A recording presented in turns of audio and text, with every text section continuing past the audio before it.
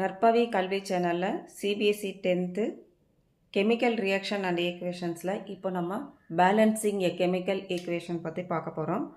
The method used for balancing chemical equation is called hit and trial method. ஒரு chemical reaction நம்ம balance பண்ணும்போது அதுக்கு நம்ம என்ன சொல்கிறோம், அந்த யூஸ் பண்ணக்கூடிய அந்த மெத்தடோட பேர் hit and trial method. As we make trial to balance the equation by using the smallest whole number coefficient வச்சு தான் நம்ம பண்ணுவோம். several steps of involved of balancing chemical equation. These steps are as follows.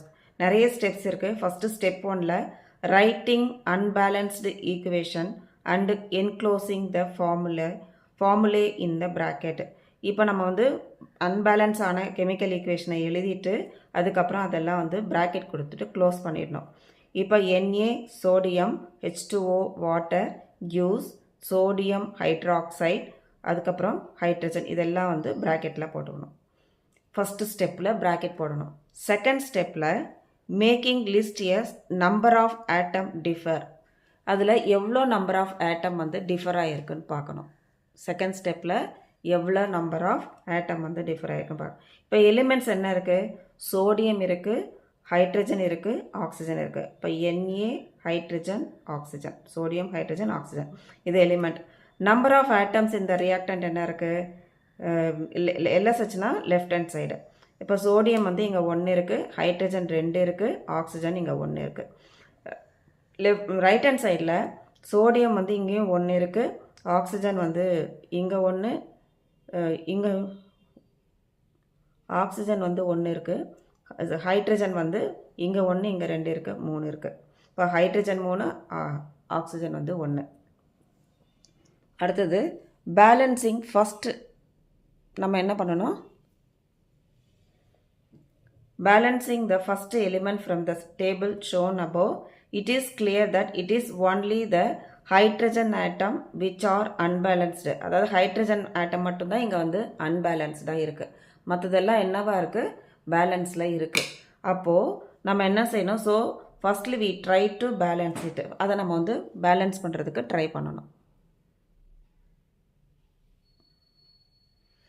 இப்போ என்ன பண்ணணும்னா atoms of hydrogen in reactant in ப்ராடக்ட்னு எடுத்து எழுதிக்கணும்.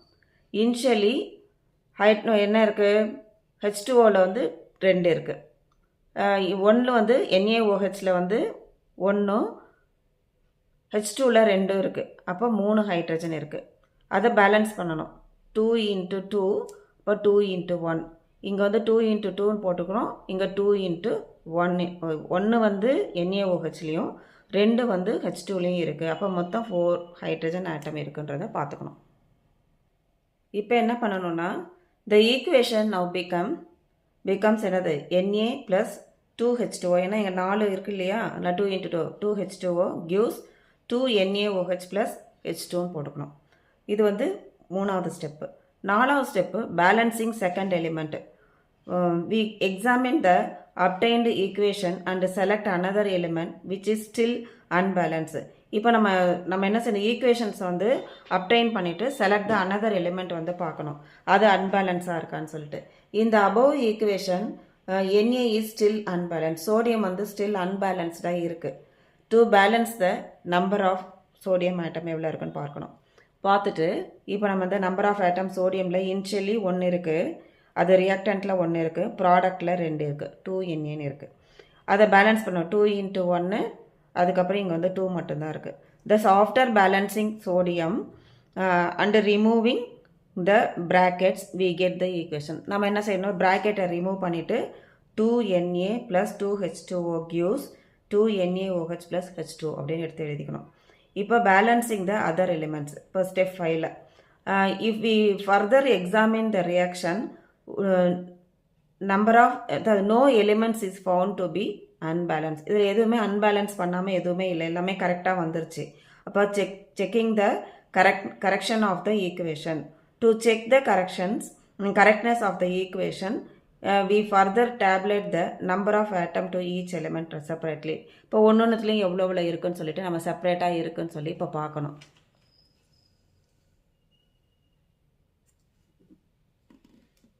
இப்போ என்ன பண்ணணும், எலிமெண்ட் சோடியம் வந்து நம்பர் ஆஃப் எலிமெண்ட்ஸ் இன் ரியாக்டண்ட்டில் 2 இருக்குது, நம்பர் ஆஃப் ஆட்டமில் வந்து நம்பர் ஆஃப் ஆட்டம் இன் ப்ராடக்டில் 2 இருக்குது. ஹைட்ரஜன் வந்து நம்பர் ஆஃப் ஆட்டம் இன் ரியாக்டண்ட்டில் 4 இருக்குது, ப்ராடக்ட்லேயும் 4 இருக்குது. இதில் வந்து ரியாக்டண்ட்டில் வந்து ஆக்சிஜன் 2 இருக்குது, ப்ராடக்ட்லேயும் 2 இருக்குது. அப்போ எல்லாமே ஈக்குவலாக வந்திருக்கு. The above table clearly reveal that the obtained equation is balanced chemical equation அப்படின்றது நமக்கு கிளியராக தெரிஞ்சிச்சு. இப்போ நம்ம என்ன பண்ணணும் அப்படின்னா, வேஸ் டு மேக் எந்தெந்த வழியில் கெமிக்கல் ஈக்குவேஷன்ஸ் வந்து நம்ம பண்ணணும் அப்படின்னு சொல்லிட்டு ஒரு மெத்தட் இருக்குது. அந்த மெத்தட் என்னன்னு சொல்லி பார்க்கலாம். Along with way to make chemical equation more informative. Along with simple and formulae of a balanced chemical reaction, we can obtain more information about it by including the following fact. அதாவது என்னென்ன physical ஸ்டேட்டில் எப்படி இருக்குன்றத பார்க்கணும். Physical ஸ்டேட்டில் எப்படின்னா, the physical states of the reactant and the product can be represented by using the symbol. physical இல்லைனா கெமிக்கலில் வந்து நம்ம வந்து சிம்பிள் வந்து யூஸ் பண்ணுறோம்.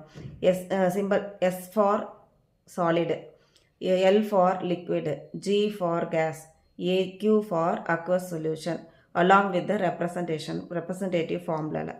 The word aqueous வந்து என்னது, AQ is written in the if the reactant or product is present on a solution in water. அதாவது AQ அப்படின்றது அந்த ரியாக்டண்ட்டோ இல்லை ப்ராடக்ட்லையோ என்ன இருக்கும், சொல்யூஷன் இன் வாட்டரியாக இருக்கும். இப்போது precipitate can be represented by using an arrow point downward. டவுன்வார்டில் ஆரோ மார்க் இருந்துச்சுன்னா அது precipitation. இன்ஸ்டெட் ஆஃப் யூஸிங் சிம்பிளுக்கு பதில் எஸ் யூஸ் பண்ணிப்போம். In the same way the gaseous state of an evolved gas can be represented by using an arrow pointing upward direction. upward directionல வந்து arrow point இருந்ததுன்னா அது வந்து gaseous ஸ்டேட்டுன்னு சொல்லுவோம். Instead of using the simple வந்து ஜிக்கு பதில் மேலே வந்து arrow மார்க் கொடுத்துட்டாங்கன்னா அதுக்கு வந்து நம்ம என்ன சொல்கிறோம், gaseous ஸ்டேட் அப்படின்னு சொல்கிறோம். இதுதான் மெயினாக. அதாவது இந்த கெமிக்கல் ஈக்குவேஷன் வந்து மோர் இன்ஃபர்மேட்டிவாக இருக்கணும்னா எஸ்னா சிம்பிள், எல்லுனா லிக்விடு, ஜீனா கேஸு, ஏக்யூனா அக்வஸ் சொல்யூஷன், அப்வார்ட் டைரக்ஷனில் வந்து ஆரமாக இருக்கிறதுனா கேஸியஸ் ஸ்டேட்டு, டவுன்வார்ட் டைரக்ஷனில் இருந்ததுன்னா ப்ரிசிபிடேஷன் அப்படின்றத தெரிஞ்சுக்கணும். இதுக்கான சில எக்ஸாம்பிள்ஸ் எல்லாம் நம்ம பார்த்தோம்னா இப்போ உங்களுக்கு புரியும். Magnesium reacting with dilute sulphuric acid is represented by the chemical equation. இப்போ மெக்னீஷியம் எடுத்திருக்காங்க, எம்ஜினா மெக்னீஷியம், அது சாலிடாக இருக்குது. H2SO4 அக்வஸ் சொல்யூஷன், அதுதான் வந்து டைலூட்டுன்னு சொல்லிட்டாங்க, அக்வஸ் சொல்யூஷன் சல்ஃபூரிக் ஆசிடு. அது ரெண்டும் சேர்த்து நமக்கு என்னது, magnesium sulphate and magnesium sulphate வந்து அக்வஸ் சொல்யூஷனாக கிடைக்கிது, ப்ளஸ் ஹைட்ரஜன் வந்து கேசியஸ் ஸ்டேட்டில் கிடைக்கிது. இது ரெண்டும் இப்படி சேர்ந்துடும். அடுத்தது ரியாக்ஷன் கண்டிஷன்ஸ். ரியாக்ஷன் கண்டிஷன் என்ன, the specific condition of a reaction like temperature, pressure, catalyst, etc. are written above or below the arrow in the chemical equation. இப்போ வந்து ரியாக்ஷன் கண்டிஷன் என்னென்னா, ஒரு குறிப்பிட்ட ஸ்பெசிஃபிக் கண்டிஷனில் இருக்கும்போது அந்த ரியாக்ஷன் ஒரு டெம்பரேச்சரோ இல்லை ப்ரெஷரோ இல்லை கேட்டலிஸ்டாவோ எக்ஸட்ரா எது வேணால் இருக்கலாம். அதை வந்து எப்படி எழுதுவோம், அபோவ் ஆர் பிலோவில் த ஆரோ மார்க்குக்கு மேலேயோ இல்லை கீழேயோ எழுதுவாங்க. இப்போ கார்பன் மோனாக்சைடு கேஸு, H2 வந்து ஹைட்ரஜன் கேஸு, 340 அட்மாஸ்பேரிக் ப்ரெஷர் டெம்பரேச்சரில் நம்ம பண்ண மெத்தனால் கிடைக்குது, CH3OHன்ற மெத்தனால் லிக்விடாக கிடைக்குது. ஒரு கேஸும் சேர்ந்தால் நமக்கு என்ன கிடைக்குது, லிக்விட் கிடைக்குது. அங்கே மேலே வந்து சாலிடும் அக்வஸ் சொல்யூஷனும் போட்டால் நமக்கு என்ன கிடைக்குதுன்னா அக்வஸ் சொல்யூஷன் ப்ளஸ் நமக்கு வந்து கேஸ் வந்து கிடைக்குது.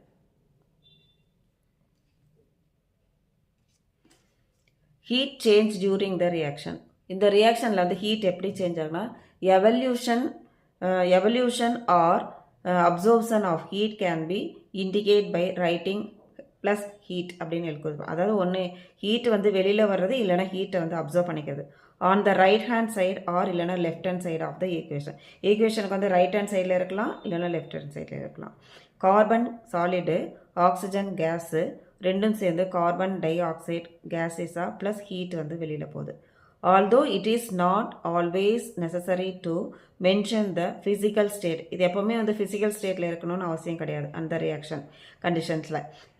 அந்த மாதிரி இருக்கும்போது in a balanced chemical equation, so you can leave this until it is asked in the question. அந்த கொஸ்டினில் வந்து எப்படி கேட்டிருக்காங்களோ அதுக்கு தகுந்த மாதிரி நம்ம வந்து அதை வந்து பண்ணிக்கணும். தேங்க்யூ.